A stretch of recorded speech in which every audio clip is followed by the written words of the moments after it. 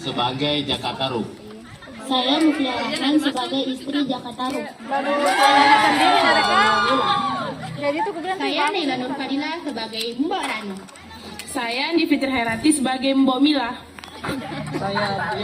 Saya Andi Syukur. Saya Nabil Muhammad Arif. Saya Malana Iksan sebagai sahabat Jaka Tarub. Saya Mak Afifah. Saya Miftahul Jannah. Saya Nur Fitra. Saya Magfira Ramadhani sebagai bidadari.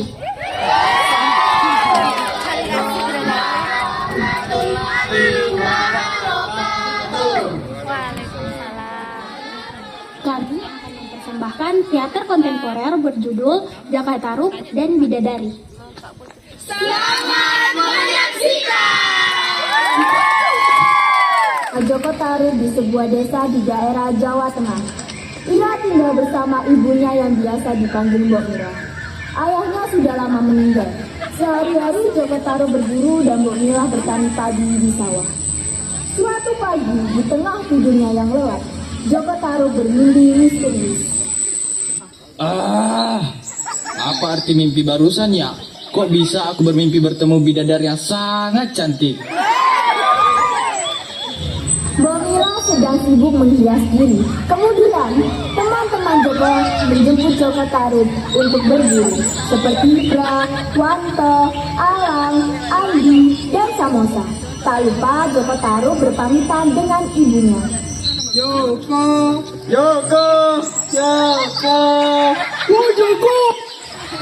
Ayo buruan, keburu matahari sudah naik. Kok anakku sayang, sudah ada temanmu di depan mengajakmu untuk berburu. Iya Bu, kalau begitu aku pamit dulu ya untuk berburu bersama teman-teman. Selepas Joko pergi berburu, Mbok Mira tetap melanjutkan menghiasnya. Kemudian, Mbok Ranu ingin bertemu dengan Mbok Mira karena lama tidak bertemu dan ingin menanyakan kabar Mbok Mira. Mbak Mila, lama ya kita tidak ketemu. Oh, Mbok Ranu. Iya, Mbok. Belakangan ini saya sering di rumah. Oh, pantas ya, mukanya glowing gitu. Kalau dilihat-lihat, Jaka Tarub sudah dewasa ya. Apa tidak kepikiran untuk menikah? Bagaimana kalau Joko menikah dengan anakku, Laraswati? Idemu sangat bagus, Mbok. Umur Jaka dan Laraswati juga sudah cukup untuk menikah, bukan? Ya sudah, Mbok. Kalau gitu, mari kita coba. Jangan lupa bicarakan dengan Jaka ya, Mbok. Seksi Thomas.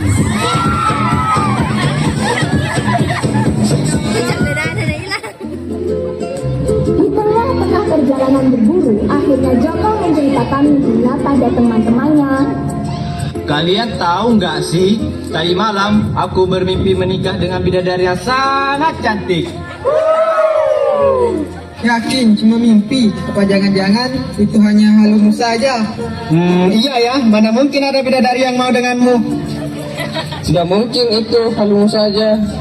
Aku tidak mungkin halu. Sudahlah, kalau kalian tidak mau percaya. Matahari telah terbenam. Joko dan teman-teman kembali pulang dengan tangan kosong karena tidak mendapatkan hasil buruan satupun. Ibu, aku pulang. Tapi sayangnya aku tidak mendapatkan hasil buruan. Sudahlah, Nak. Tidak apa-apa. Besok kan masih ada waktu. Nak, Ibu mau berbicara denganmu. Kamu akan Ibu nikahkan dengan anak Mbok Ranu, yaitu Laraswati. Karena Ibu sendiri sudah semakin tua dan Ibu ingin melihat kamu menikah. Baiklah Bu, Jaka mau demi kebahagiaan Ibu. One, two, three, four. I want you.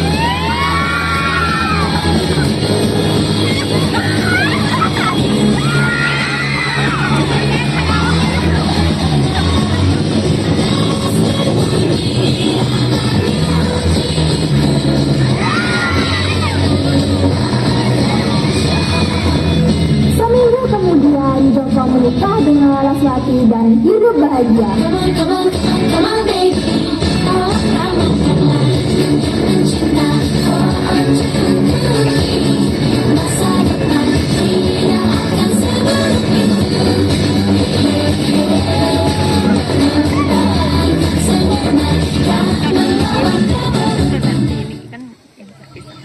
Keseharian Joko tetap berburu dan Laraswati membantu Mbok Mila di rumah.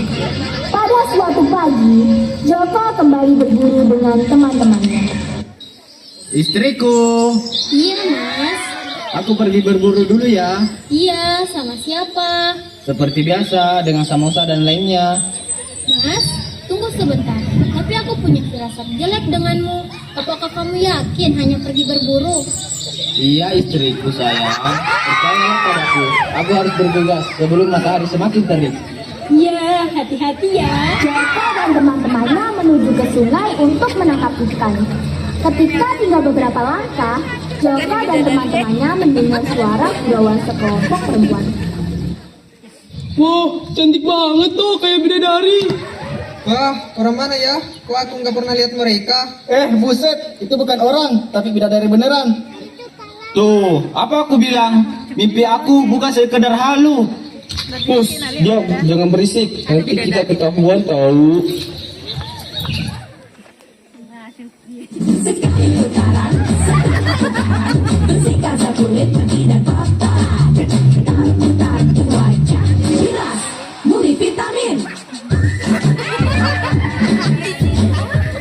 Saat sedang asik mimpi, Joko dengan pikiran jahatnya mengendap-endap untuk mengambil selendang dari salah satu bidadari. Di sini airnya sangat segar. Iya benar, apalagi di sini pemandangannya sangat bagus. Apalagi di sini jarang terjamah oleh manusia. Bentar-bentar. Tapi kalian ngerasa kayak ada yang ngintip nggak sih? Masa iya sih? Lihat-lihat di belakang ada yang ngintip kita dari tadi. Aduh, gimana ini? Tempat ini sudah tidak aman untuk kita mandi lagi. Dasar mata keranjang, lelaki tidak tahu diri, biadab. Iya ya, kayaknya sudah dari tadi kita diintip. Ya, soalnya mereka langsung kabur gitu. Ya sudah, kita pergi aja dari sini. Kita kembali aja ke kayangan. Lagian matahari sudah tenggelam. Hah, ayo kita kembali. Waktu kita sudah tidak banyak. Saat sedang mencari selendang untuk kembali ke kayangan, Nawang Wulan tidak menemukan di mana selendangnya berada. Gawat-gawat, selendangku nggak ada. Gimana ini? Cari dulu yang benar, pasti ketemu. Kamu dari tadi nggak lihat aku cari-cari selendangku. Kamu pikir aku santai-santai? Aduh, gimana ya ini? Bantu cari dong, jangan diam semuanya. Apa sih Nawang? Dari tadi ngegas mulu. Ya udah, kita tinggalin aja biar dia urus dirinya sendiri. Oke, fine, tinggalin aja aku. Dasar kalian egois semua.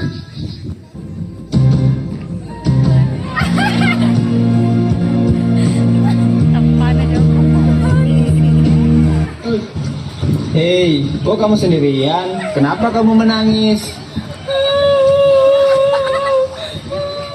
Aku nggak bisa kembali ke kayangan karena selendang aku hilang. Karena saudaraku tadi meninggalkanku karena marah-marah. Oh, selendang kamu hilang. Mending kamu ke rumah aku aja untuk ganti baju dan beristirahat. Benar juga katamu, di sini juga aku kedinginan.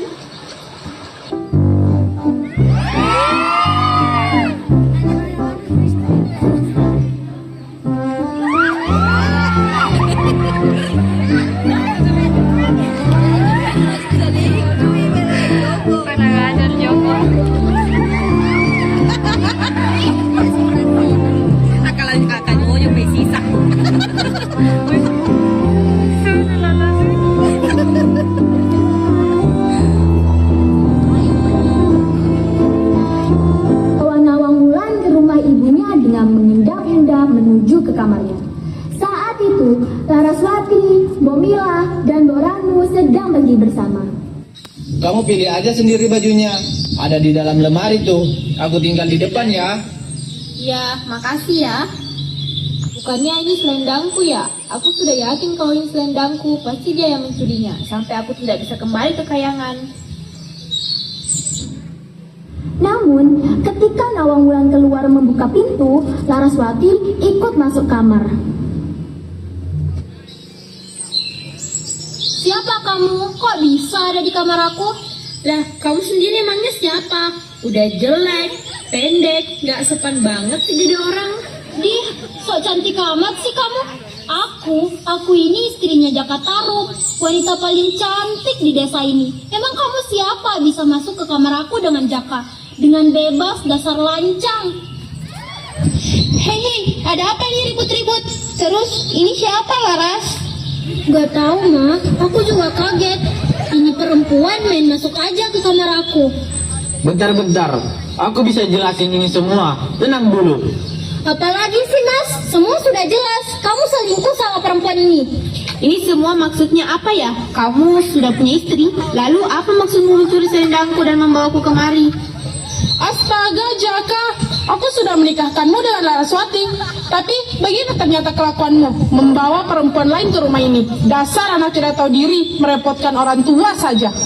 Ma, bukan begitu ceritanya. Sini kuluruskan dulu. Sudah cukup. Dasar laki-laki hidung belang, tidak tahu diri, sudah punya istri, masih saja mencari wanita lain. Sudahlah Laras, mari kita pulang. Jaka Tarub ditinggalkan oleh keluarganya. Mbak Mira, Kenapa semuanya begini? Nawang Wulan kecewa dengan perilaku Jaka Tarub dan pergi kembali ke kayangan.